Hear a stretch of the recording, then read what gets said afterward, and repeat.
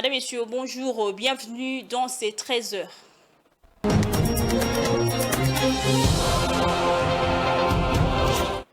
La capitale congolaise a connu une matinée agitée ce mardi 28 janvier, marquée par une mobilisation populaire en réponse à des appels à une journée ville morte diffusée sur les réseaux sociaux. Les manifestants ont bloqué plusieurs artères principales, brûlant de pneus et empêchant la circulation des véhicules. Seules les motos et quelques piétons pouvaient passer, souvent moyennant de rameaux en signe de deuil. Quelques manifestants ont réagi au micro de nos reporters.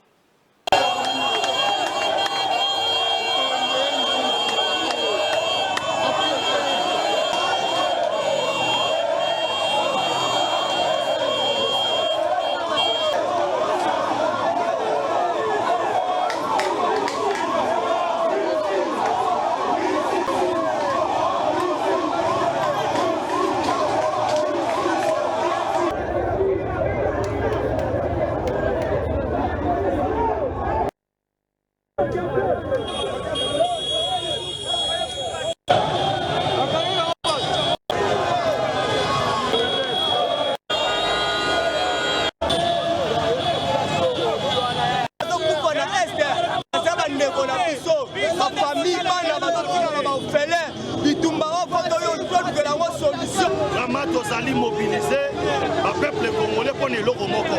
Parce que nous savons que la communauté internationale est derrière le Rwanda. Il y a un autre qui est manifester. Marche au bandi. Donc, il y a un autre qui est aussi là.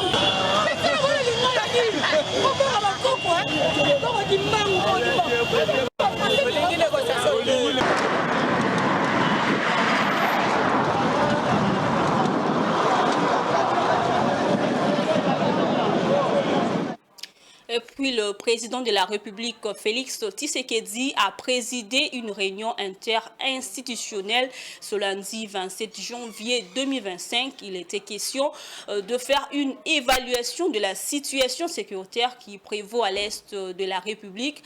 Le président de l'Assemblée nationale, Vital Kamerhe, a rassuré que tous les voies et moyens pour restaurer l'autorité de l'État au Nord Kivu et aussi la question humanitaire ont été évoqués.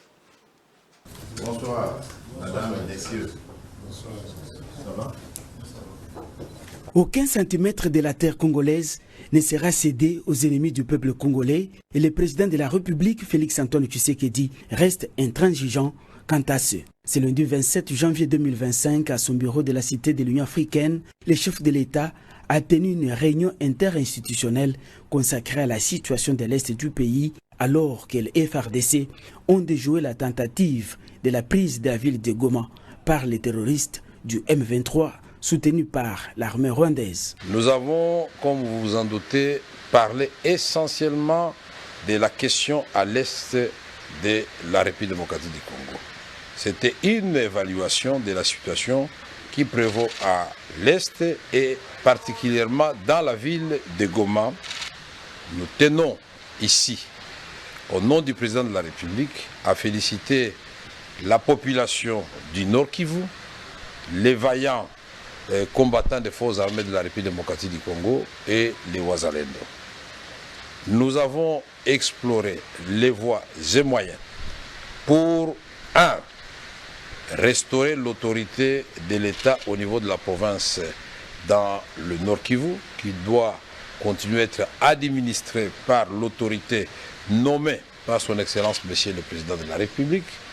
Nous avons aussi relevé la question humanitaire. Comme vous le savez, il y a coupure d'électricité depuis près de 4 jours dans la ville de Goma et nous ne pouvons pas supporter cette situation de désastre humanitaire vis-à-vis de notre population.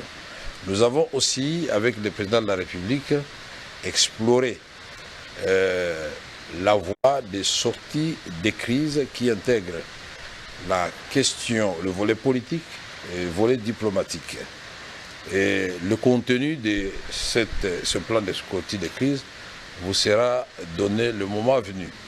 Enfin, nous vous informons que le président de la République, c'est comme ça que nous n'entrons pas dans beaucoup de détails, va s'adresser à la nation. Pour l'heure, Le peuple congolais est appelé à l'unité et au soutien du président de la République dans sa détermination de restaurer la dignité de tout le peuple congolais. Prenons cette information en bref. À la demande de la RDC, le Conseil de sécurité de l'ONU se réunira pour une deuxième fois ce mardi 28 janvier à 15h heure de New York et 21h heure de Kinshasa pour une réunion publique sur la situation sécuritaire à l'est de la RDC. Et en international, pour finir, l'inflation a connu une baisse au Burkina Faso, au Bénin, au Niger, en Côte d'Ivoire, au Togo et au Mali. Cependant, elle s'est accélérée en Guinée-Bissau et restée stable au Sénégal. Blaise Kouzola pour le détail. Le taux d'inflation a reculé de 0,9 points de pourcentage, passant de 3,4% en octobre à 2,5% en novembre 2024 au sein de l'Union économique et monétaire ouest-africain UEMOA, baissant ainsi pour la deuxième fois consécutive depuis le taux de 3,6% enregistré en septembre. La baisse de l'inflation s'explique surtout par la diminution de prix des produits alimentaires dont l'impact global sur l'inflation est passé de 2,1 points de pourcentage en octobre 2024 à 1,5 point en novembre 2024. Par ailleurs, l'inflation sous-jacente, excluant les prix de produits frais et de l'énergie, a également baissé, passant de 2,3% en octobre à 1,8% en novembre 2024. Une baisse de l'inflation a été constatée dans 6 pays de la zone, à savoir le Bénin, le Burkina Faso, la Côte d'Ivoire, le Mali, le Niger et le Togo, contrairement à la Guinée-Bissau où elle a augmenté et au Sénégal où elle est restée stable. Les taux d'inflation retrouvent ainsi la fourchette cible de 1% à 3% définie par la BCEAO après 7 mois consécutifs au-delà de l'objectif fixé. Pour l'ensemble de l'année 2024, l'inflation moyenne est projetée à 3,6% contre 3,7% pour 2023. Toutefois, les prévisions 2025 sont à la hausse selon la BCEAO en raison de l'insécurité dans certains pays, de mauvaises conditions climatiques affectant l'agriculture et des tensions géopolitiques et commerciales. C'est tout pour ces 13h. Madame, Messieurs, prenez rendez-vous à 19h30 pour la grande édition du journal.